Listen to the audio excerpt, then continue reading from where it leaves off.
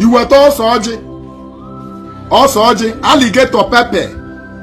Ose Oji alligator pepper. Ndị be anyị sị na Ose Oji ada eji iji ifele. Ọ bụrụ na be anyị ovu mkpụrụ ka ị need, ovu mkpụrụ dị a seed of that alligator pepper.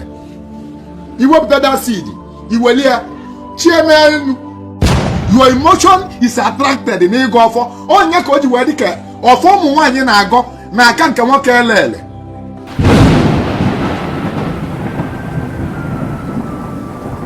The best time to communicate to the gods is when you wake up. Whenever you wake up, ị gaba n'obi mbọsị bulugbo bụ nna nna anyị ba na-abụba teta ụlọ ụtụtụ ba gaba n'obi n'iru obi. Ibe izizi ị ga-eme bụ kpụcha ọnụ gị. Ọ bụla atụ ka ị ga-ata ịtara atụ iji wee tara atụ tacha atụ gbocha ọnụ gị. Welu mmiri kwa aka gị, welu mmiri gị sachapụ ụkwụ gaba n'obi. O nwere ibe ji wasị gị kwa aka gị maka ọra ahụ. Ọ bụrụ mọsọ na ị ga-akwa aka gị o, ọ bụrụ mọsọ na ị ga-asa ụkwụ gị, mana ọ dị more better maka ọra ahụ ịzọtalụ n'ụkwụ, ọra ahụ ibisara aka. Ọ bụkwa mọsọ na ị ga-asacha ọnụ gị, iwe ike ibu ọnụ ọla jee kpe ekpere jee gọọ ọfọ a ga-aza gị. Iwere ike ibu ọnụ ọla jee gọọ ọfọ a ga-aza gị. Na ndị mmụọ ada anụ isi eze gị bada anụ isi ọnụ gị. Ibeba na-ege bụ the tone of your voice and what that voice is sounding like. Nyagaba na-ege.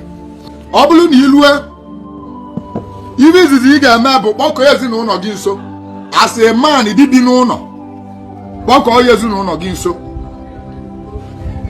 Otu unu si ekpebele n'ụlọ ụka, otu unu si ekpebele na morning devotion. Go gather your family. Ọ bụrụ na palọ kunu ga-anọ, ibupụta ọgwụ ọjị. Onye ọbụla nọdụsị anị, adịghị esekpu anị, adịghị emechi anya, ma adịghị eme fasting wee na-aga ọfọ. Onye ọbụla nọdụsị anị, iweta Ose Oji alligator pepper. Ose Oji alligator pepper. Nya bụ ibe Ose Oji na-alụ. Nya bụ one of the things Ose Oji na-alụ. Ndị be anyị sị na Ose Oji ada eji iji ifele. Ose Oji ada eji iji ifele. One of the things Ose Oji na-alụ. Ọ bụrụ na be anyị ovu mkpụrụ ka ị need, ovu mkpụrụ dị a seed of that alligator pepper. Iwepụta that seed, iweli ya chiemenu chienana. Esibe na tata nwa na ọra ahụ ka ị na-ekpo. Na gị na-ekpochepụ ọra ahụ. Ọra ahụ ịma ụmame, ọra ahụ ị na-amara ụmame, ọra ahụ ikuku, ọra ahụ ije ọkpa, ọra ahụ okwu ọnụ, ọra ahụ omume, ọra ahụ ọbụla dị gị na-arụ, ọra ahụ si na nwoke, ọra ahụ si na nwaanyị, ọra ahụ ọbụla dị gị na-arụ n'ọnya ka ị na-ajụchapụ, na gị na-ajụchapụ ọra ahụ, maọbụ na gị na-amachapụ ọra ahụ. Ibido n'ụkwụ gị, metụbe nye bụ ose, metụ ya n'ikpere gị, imetụ ya na the position of your private part, imetụ ya n'afọ gị maka ibe ilili n'ọnụ, imetụ ya n'ọba aka gị, metụ ya n'aka gị, metụ ya n'obi gị, imetụ ya n'egede gị iru gị, imetụ ya n'ọnụ gị, iwe wele tọnụ n'isi gị.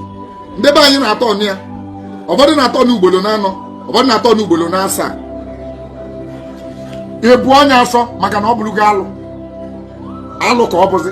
Ịbụ onye asọ tụfuo ya, ịma na ọrụ akwụ niile dị gị na-arụ n'igbochepụ ya. Ị ga-abụ ya asọ after the cleansing, after touching, you round it on your head like 4 times or 7 times. You spit on it, you throw it out. Tụta anya aka. Another thing edele gị bụ iwe ite nzu. Mgbe ọ bụ na iji nzu n'aka, any spirit ọ bụ na iji nzu n'aka wee kpọ ga-aza gị, mana ọ nwere something ị kwesịrị ịma before starting communication. I want you to know that ịga ọfọ n'ọdụ ka ị cast a spell. Ịga ọfọ n'ọdụ ka ị command the spirit. And let me now tell you, whatever thing you give is what you will get. Ịga ọfọ is connected to your emotions.